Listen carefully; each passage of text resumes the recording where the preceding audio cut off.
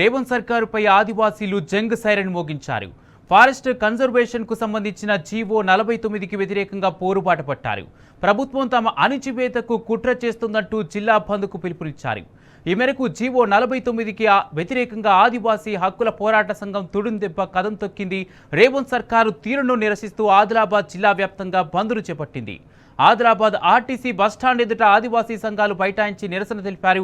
రేవంత్ సర్కారుకు వ్యతిరేకంగా నినాదాలు చేస్తూ నేతలు హోరెత్తించారు. ఈ ఆందోళనతో ఆర్టీసీ బస్సులు ఎక్కడికక్కడ నిలిచిపోయాయి.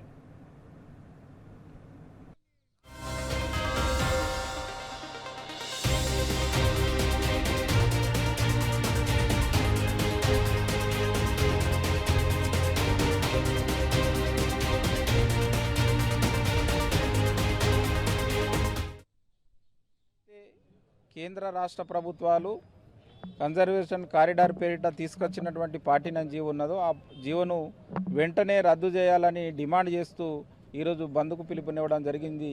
అందులో భాగంగానే ఈరోజు ఈ బంద్కు అన్ని రాజకీయ పార్టీలు, వామపక్షాలు, విద్యార్థి సంఘాలు, యువజన సంఘాలు, ప్రజలు, ప్రజాస్వామిక మేధావులు అందరూ కూడా ఈ బంద్కు సంపూర్ణంగా మద్దతు ప్రకటిస్తున్నటువంటి నేపథ్యంలో ఇప్పటికైనా కేంద్ర రాష్ట్ర ప్రభుత్వాలు మేలుకొని ఈ యొక్క పార్టీన జీవోను వెంటనే రద్దు చేయాలని చెప్పేసి ఆదివాసీ హక్కుల పోరాట సమితి తుడుందెబ్బ రాష్ట్ర కమిటీ తరఫున డిమాండ్ చేస్తున్నాం.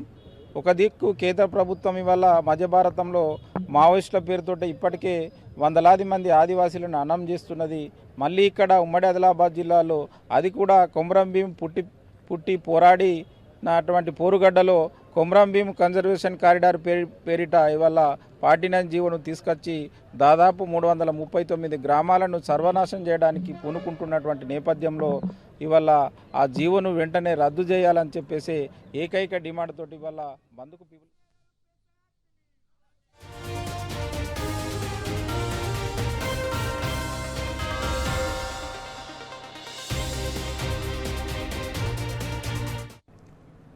రేవంత్ సర్కార్పై ఆదివాసీలు జంగ్ సైరన్ మోగించారు. ఫారెస్ట్ కన్జర్వేషన్ కు సంబంధించిన జీవో 49కి వ్యతిరేకంగా పోరుబాట పట్టారు.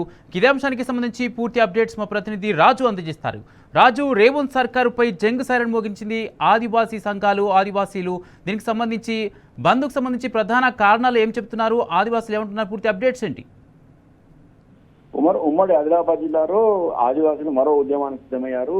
ఉమ్మడి ఆదిలాబాద్ జిల్లా వ్యాప్తంగా జిల్లాలో జీవో 49ను రద్దు చేయాలని ఆదివాసులు ఆందోళన బాట పట్టారు.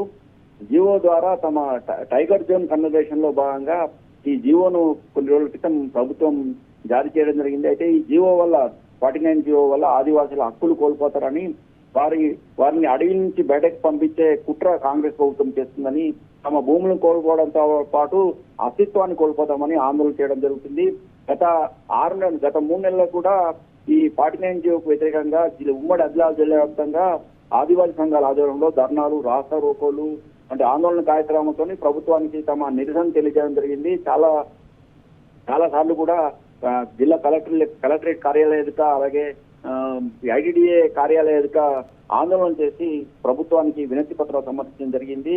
అయితే ఈ నెల 21వ తేదీన బంద్ తలపెట్టినట్టు గత వారం రోజుల్లో కూడా జిల్లా వ్యాప్తంగా కూడా ప్రచారం చేసిన ఆదివాసీ సంఘాలు ఈరోజు ఆదిలాబాద్ జిల్లా వ్యాప్తంగా కూడా బంద్ చేపట్టాయి. బంద్ లో భాగంగా ఉదయం 4 గంటల నుంచి ఆర్టీసీ బస్ స్టాండ్ ఎదుట బైఠాయించడం జరిగింది. దీంతో ఆర్టీసీ బస్సుకు డిపోలకి పరిమితం కావడం జరిగింది. ప్రధానంగా ఈ 49 జీవో వల్ల ఉమ్మడి ఆదిలాబాద్ జిల్లాలో 334 గ్రామాలు ఆదివాసులు ఖాళీ చేయాల్సిన పరిస్థితి ఉందని, ఈ టైగర్ జోన్ కన్వర్జేషన్ కారణంగా ఆదివాసులు అడవులలో బతకలేని పరిస్థితి ఉందని చెప్పేసి ప్రధానంగా ఆదివాసీ సంఘాలు ఆందోళన వ్యక్తం చేయడం జరుగుతుంది.